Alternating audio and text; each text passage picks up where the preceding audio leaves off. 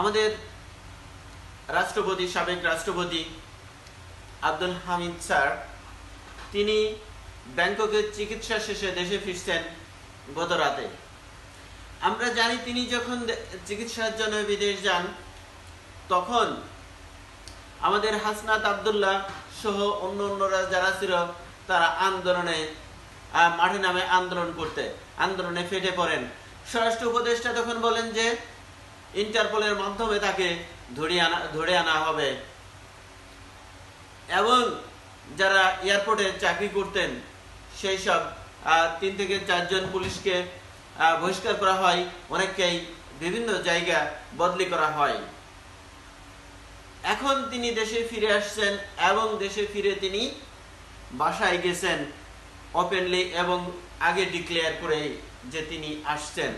বাংলাদেশ সরকারের প্রত্যেকটা ব্যক্তি জানতেন, তাহলে তাকে কেন এখন অ্যারেস্ট করা হলো না? স্বরাষ্ট্র উপদেষ্টা বলেন যে তিনি নিরীহ কোনো মানুষকে হয়রানি করবেন না।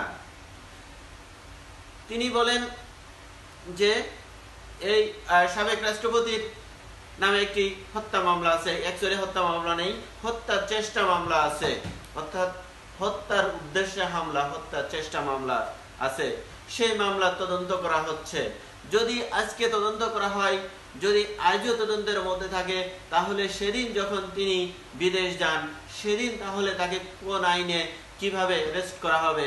তাহলে কেন, কিভাবে এই যে এয়ারপোর্টে যারা চাকরি করতেন 3 জন পুলিশকে বা 3 জন কর্মকর্তাকে ছাঁটাই করা হলো, কেন করা হলো?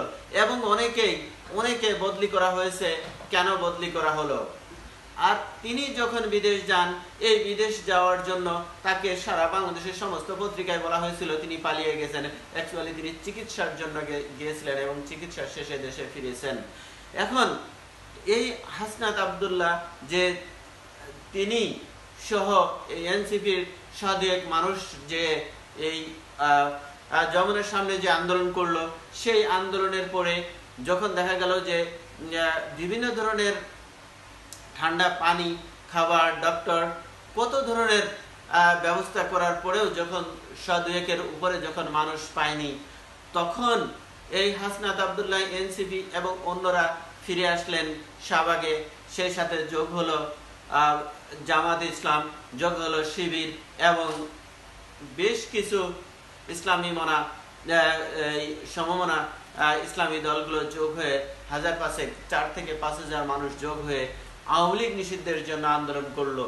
এবং সেই সরকার তৈরিকৃত এই আন্দোলনে মাত্র 4 থেকে 5,000 মানুষ এক জায়গা হয়ে আওয়ামী লীগের মতো একটা দলকে নিষিদ্ধ করার কথা বলল, আর এই 4 থেকে 5,000 মানুষের প্রেসারেই তাড়াতাড়ি নিষিদ্ধ করে দিল।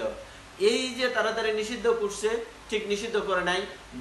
যতক্ষণ আওয়ামী লীগের বিরুদ্ধে মামলা করা হয়েছে, এই মামলার যতক্ষণ পর্যন্ত রায় না হয় ততক্ষণ পর্যন্ত আওয়ামী লীগের সমস্ত কার্যক্রম বন্ধ করে দেওয়া হয়েছে।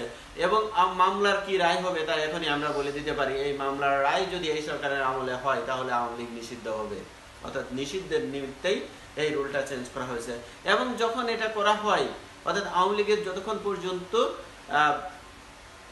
এই মামলা চলবে ততক্ষণ পর্যন্ত আওয়ামী লীগের কার্যক্রম নিষিদ্ধ, যে রুলে করা হয় 2009 সালের সন্ত্রাস দমন আইনে, যে আইনে এই কথাটি ছিল না, যেটা তড়িঘড়ি করে তাড়াতাড়ি চেঞ্জ করে এটা করা হয়েছে। পরদিন, মানে আগের দিন এই রুল জারি করে পরদিন আইনের সংশোধন করা হয়, অর্থাৎ ঘোরার আগে গরু চলে যায়।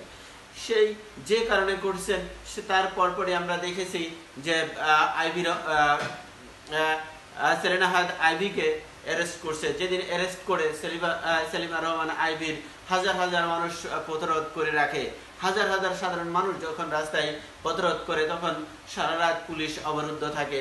পরদিন সকালে সেলিনা হায়াত আইভী ঘোষণা করেন যে তিনি দিনের আলো না ফোটা পর্যন্ত তিনি যাবেন না। পরদিন তাকে দিনের আলোয় নিয়ে যাওয়া লাগছে। কিন্তু যত মানুষ এখানে আন্দোলন করছে, তার অর্ধেক মানুষ কিন্তু শাহবাগে সেদিন হয়নি। সেই জায়গা আওয়ামী লীগকে নিষিদ্ধ করা হয়। আজ বীর দর্পে আমাদের সাবেক প্রেসিডেন্ট আব্দুল হামিদ স্যার এসেছেন এবং তিনি তার বাড়িতে অবস্থান করছেন। সবাই ভালো থাকুন, সুস্থ থাকুন। অন্য একটা সময় অন্য একটা বিষয় নিয়ে কথা বলবো। আজকের মতো এ পর্যন্তই। আল্লাহ হাফেজ।